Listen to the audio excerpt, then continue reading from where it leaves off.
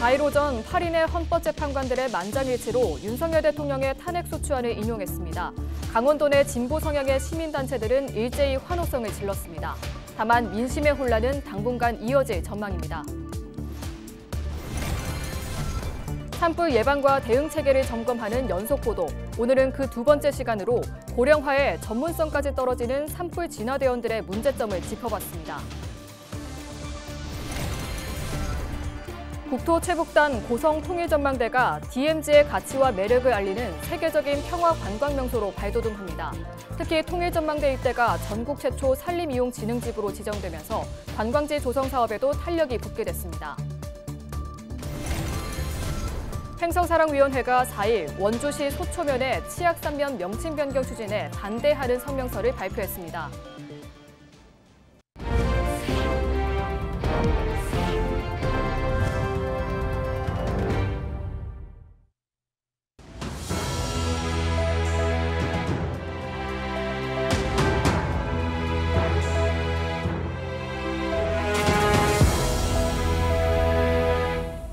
시청자 여러분 안녕하십니까? 헬로티비 뉴스입니다. 지난 12.3 계엄 선포 이후 지속됐던 탄핵 정국이 막을 내렸습니다. 4일 헌법재판소가 만장일치로 윤석열 대통령에 대한 탄핵소추안을 인용했는데요. 그동안 탄핵을 강력히 요구해온 강원도 내 일부 시민단체들은 환호했습니다. 그러나 강원도가 워낙 보수세가 강한 데다 지역과의 깊은 인연을 강조해온 대통령의 탄핵으로 민심의 혼란은 당분간 이어질 전망입니다. 이다혜 기자입니다. 대통령 윤석열을 파면한다. 4일 오전 11시 22분 헌법재판소가 재판관 8명 전원 일치로 윤석열 대통령에 대한 탄핵소추안을 인용하자 거리에 나온 시민들은 환호했습니다. 원주 도심 한복판에서 TV로 생중계되는 헌재 선고를 지켜보던 시민 100여 명은 만세를 외치고 얼싸안는 등 기쁨을 감추지 않았습니다. 파면이 나오리라도 오늘 확신을 했고 국민들이 항쟁으로 국민이 승리하는 날을 저는 정말 축하 파티를 하고 싶네요. 대통령 탄핵을 촉구하며 천막농성을 이어온 윤석열 퇴진 원주운동본부는 선고 결과를 환영한다고 밝혔습니다. 불의한 권력은 결코 국민을 이길 수 없다. 역사적인 정의와 진리를 다시 확인해 주었습니다.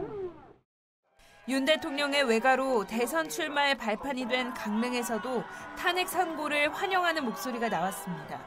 월화거리에 나와 헌법재판소 판결 생중계를 지켜본 일부 시민들은 감격해 눈물을 흘리며 당연한 결과라고 입을 모았습니다. 현재 이번 결정을 의심하지 않았지만 너무 당연한 결과예요, 이거. 춘천 거두 사거리에서 시민 150여 명은 탄핵 선고를 함께 지켜보며 큰 관심을 나타냈고 인용 결정에 일부 차량들은 경적을 울리며 반겼습니다. 내란에 적극적으로 가담하고 방주했던 내란 세력 이번에 반드시 청산해야 합니다. 그러나 헌재 판결에 불만을 나타내는 시민도 있습니다.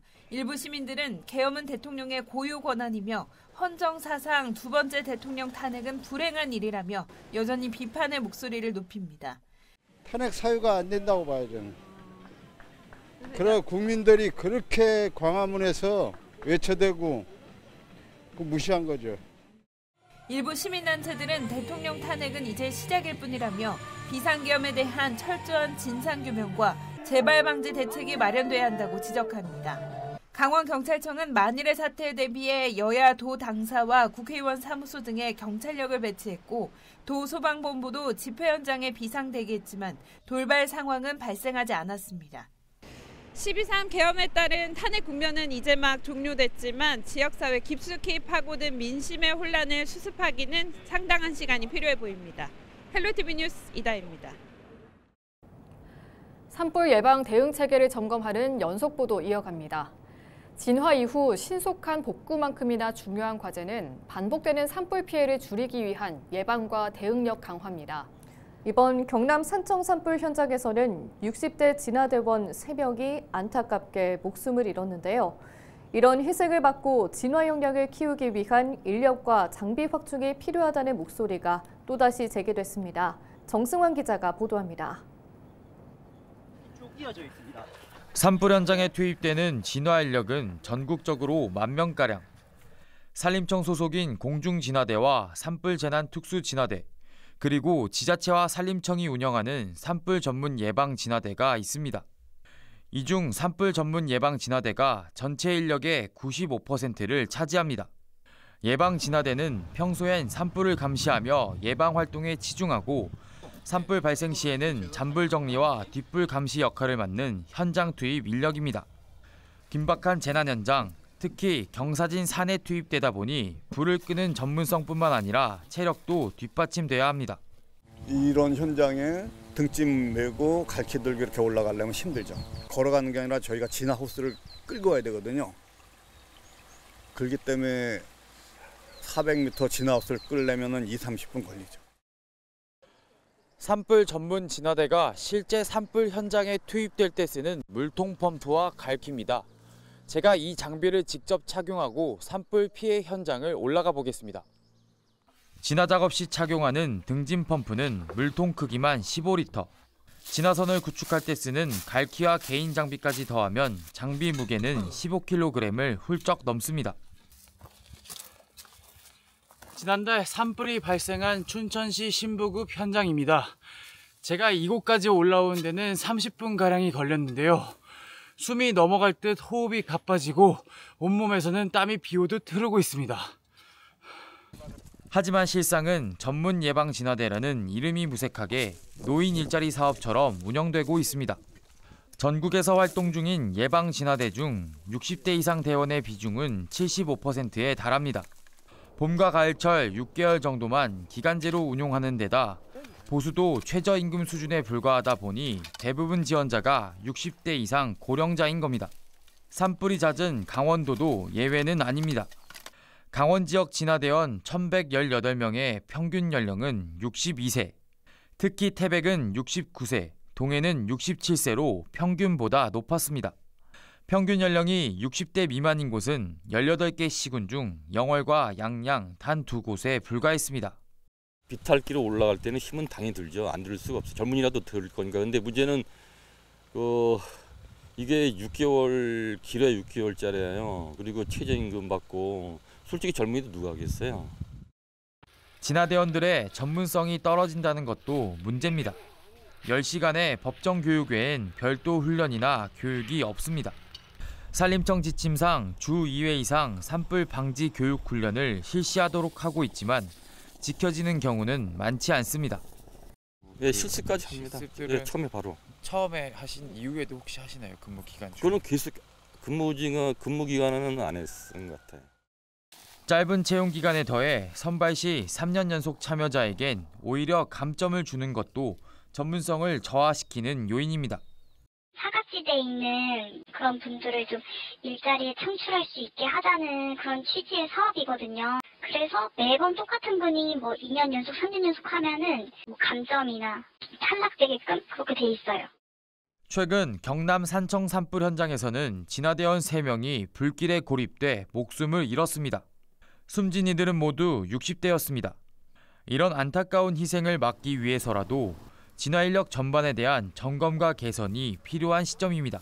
헬로티비 뉴스 정승환입니다.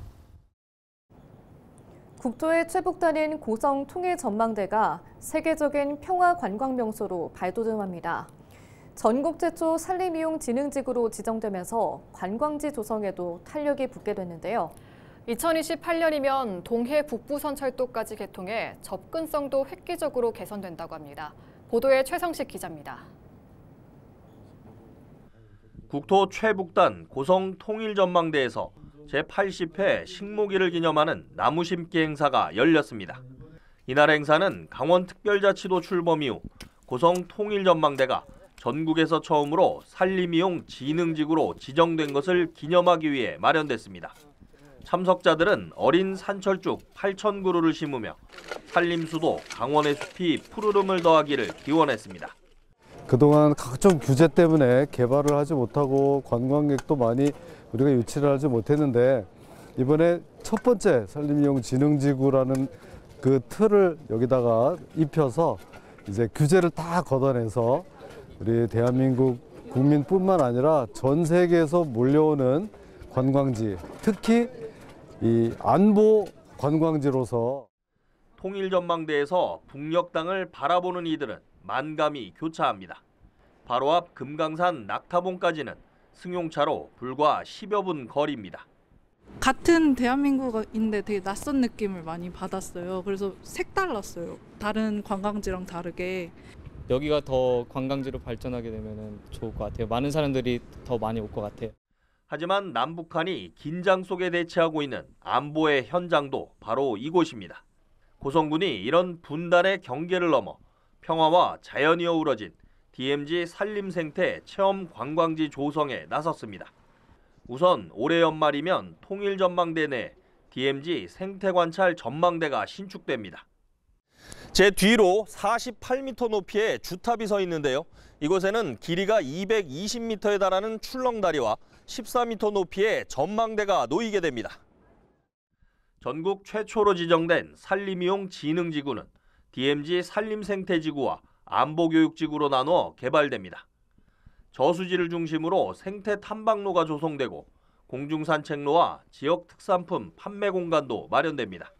특히 2028년이면 강릉에서 속초를 거쳐 고성 제진을 잇는 동해북부선이 개통돼 접근성도 획기적으로 개선됩니다. 이런 생태를 관찰할 수 있는 여러 가지 요인들, 그것을 잘 살려나가야 되겠고, 또 안보 관광지로서 최북단에 속한 위치에서 보는 어떤 금강산과 이북의 어떤 멋진 절경들, 이러한 것들을 우리가 어떻게 좀 보완을 맞춰가면서 잘 가져갈 것인가 하는 것은 바로 우리 몫이라고 보고요. 고성 통일전망대와 DMZ 박물관, 그리고 금단의 땅을 직접 체험할 수 있는 평화의 길까지 국토 최북단 고성이 DMZ의 가치와 매력을 알리는 평화관광 명소로 발돋움하고 있습니다. 헬로티비 뉴스 최성식입니다. 횡성사랑위원회가 4일 원주시 소초면의 치악상면 명칭 변경 추진에 반대하는 성명서를 발표했습니다. 위원회는 성명을 통해 치악산은 원주와 횡성을 아우르는 공동자산으로 특정 지역의 명칭을 독점하는 것은 부적절하다고 꼬집었습니다.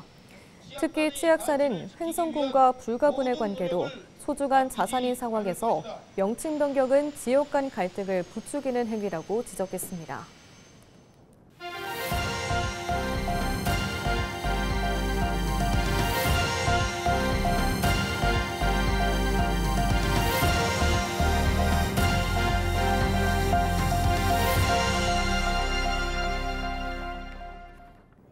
육동안 춘천시장이 윤석열 대통령 탄핵 선고에 따라 긴급 비상대책회의를 열고 흔들림 없는 시정 추진을 강조했습니다. 춘천시는 재난안전 비상대응체계를 가동하고 집회 등에 대비해 각종 도로, 교통, 주차시설물 관리를 강화합니다. 또 부시장을 단장으로 재난안전, 민생경제 등 4개 분야 추진반을 편성해 운영할 계획입니다. 중앙고속도로 원주 관설 하이패스 IC가 2027년 준공을 목표로 사업을 추진할 계획입니다. 관설 하이패스 IC는 총 연장 654m, 폭 20m로 중앙고속도로와 국도 5호선을 연결하고 원주 혁신도시를 비롯한 반곡 관설동과 반곡동 등의 접근성이 향상될 수 있을 것으로 기대되고 있습니다. 다만 시민들의 기대와는 다르게 중앙고속도로 춘천 방면으로만 진출입이 가능합니다. 강원특별자치도가 의료기기, 바이오 산업 분야 규제 혁신을 위한 기업 현장 합동 간담회를 개최했습니다.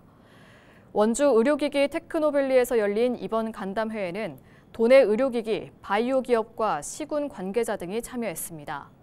참여자들은 의료기기 임상시험 규제 완화 등 신규 규제 4건과 비급여 의료기기 도내 병의원 우선 활용 특례 등 관련 산업 규제 7건에 대한 해소 방안을 논의했습니다.